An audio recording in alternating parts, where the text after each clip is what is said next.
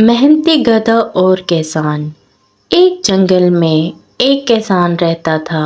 वो अपने गधे के साथ रहता था और वो सारा दिन अपने खेतों में उस गधे के साथ काम करता और वापस आके उस गधे को अपनी जगह पे बांध देता। और सारा दिन काम करने के बावजूद वो अपने गधे को भरपेट खाना भी न देता, बल्कि जाके उसे खेतों में छोड़ आता, जहाँ पे गधा खुद ही चर के वापस आ जाता। किसान अपने गधे का बिल्कुल ख्याल न करता। गधा सोचता है, अरे भाई, अगर मैंने ऐसे ही खुद ही खेत में चरना है तो मैं इस मालिक का काम क्यों करूं? क्यों ना मैं जंगल की तरफ चला जाऊं। गधा ये सोचकर जंगल की तरफ रवाना हो जाता है और वो जंगल में देखता है कि तमाम जानवर आज़ाद फिर रहे हैं और इधर से उधर अपनी मर्जी से घूम रहे हैं और वो बांधे हुए भी नहीं होते। उसे एक खरगोश नजर आता है। उस खरगोश से पूछता है कि तुम यहाँ क्या कर रहे हो। गधा उसे बताता है कि मैं अपने मालिक को छोड़ के आ गया हूँ, लेकिन खरगोश उसे बताता है कि यहाँ पे पड़ोस गांव का एक शेर हमारे इस जंगल के शेर से लड़ने आ रहा है, इसलिए मैं यहाँ से भाग रहा हूँ।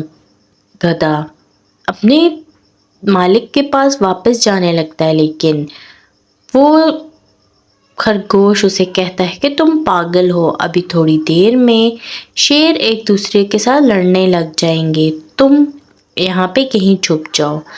गधा एक दरख्त के पीछे छुप जाता है और उन दोनों शेरों की लड़ाई देखता है। दोनों शेर आपस में बहुत बुरी तरह लड़ते हैं और आपस में बहुत एक दूसरे को मारते हैं। पड़ोस के जंगल का शेर इस जंगल के शेर को मार देता है और ये सारा माजरा वो गधा देख रहा होता है और वो सोचता है कि अगर मैं अभी निकला तो ये गुस्से वाला शेर मुझे मार खाएगा, और अगर मैं यहाँ रहा तो यहाँ बहुत जंगली जानवर, खूंखार जानवर मुझे मार देंगे। वो देखता है कि इस जंगल के शेर को दूसरे शेर ने मार दिया है और वो उसके पास सब जानवरों को देखता है, जो आके कहते हैं कि शुक्र हुआ ये शेर मर गया, क्योंकि इसकी वजह से हम बहुत परेशान थे।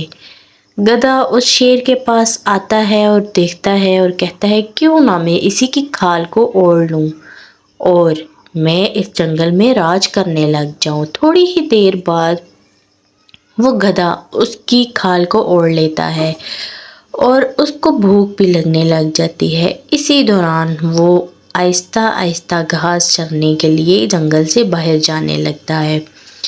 कि जंगल में खाना खाते खाते वो देखता है कि तमाम के तमाम जानवर उसके सामने खड़े होते हैं और वो उसको कहते हैं, अभी थोड़ी देर पहले हमने तुम्हें मरा हुआ देखा था और तुम यहाँ पे जिंदा कैसे हो। इसी दौरान एक बंदर डरते डरते कहता है, शेरराज आप यहाँ कैसे? हमने तो आपको मरा हुआ देखा था। शेर उसको कहता है कि तुम लोग मुझसे नफरत करते हो क्योंकि मैं तुम लोगों को खाता था, लेकिन अब मैं घास फूस खाऊंगा और वेज बन जाऊंगा। मैं तुम लोगों को कोई नुकसान नहीं पहुंचाऊंगा, तुम लोगों की हिफाजत करूंगा। जिराफ बहुत खुश होता है और कहता है कि शेरराज, अगर आप ऐसे हमारी हिफाजत करेंगे और हमें कोई नुकसान नहीं पहुंचाएंगे तो हम भी आपका बहुत ख्याल करेंगे। आपको यहाँ पे आके घास फूस खाने की कोई ज़रूरत नहीं है। हम आपको तरह तरह के मीठे फल और घास आपके गुफा में ही ला के दे देंगे। शेर बहुत खुश होता है कि मैंने सारी ज़िंदगी उस किसान की खिदमत की है, क्यों ना थोड़ा बहुत ये लोग भी मेरे खिदमत कर लें।